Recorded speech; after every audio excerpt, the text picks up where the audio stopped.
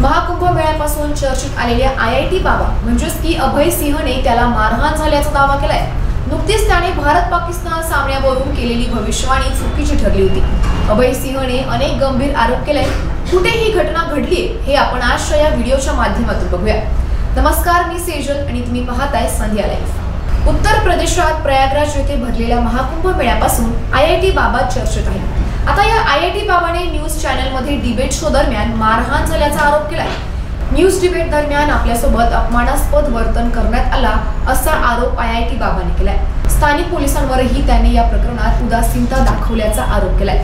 Noida sector 126 येथील police स्टेशनमध्ये जाऊन पोलीस अधिकाऱ्यांकडे तक्रार केली, पण त्यांनी दखल घेतली नाही। पोलीस स्टेशनमधून माघारी पाठवलं असा आरोप या IIT बाबाने केलाय।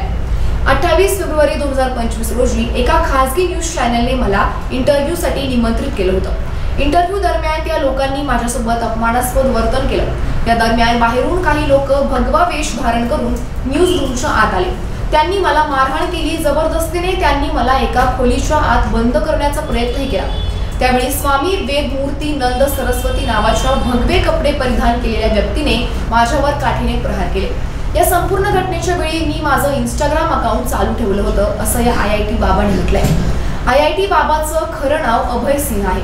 मूळचा हरियाणाचा असलेल्या अभय सिंहने महाकुंभ दरम्यानचे इंटरव्ह्यू व्हायरल झाले।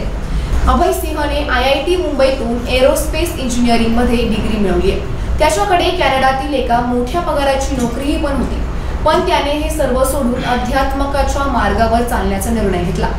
या दरम्यान तो IIT बाबा बनला। खूप प्रसिद्धी मिळाली। अभय सिंह अनेकदा वादातही सापडलाय। त्याला जुना आखाड्यामधून बाहेरही काढण्यात आलाय।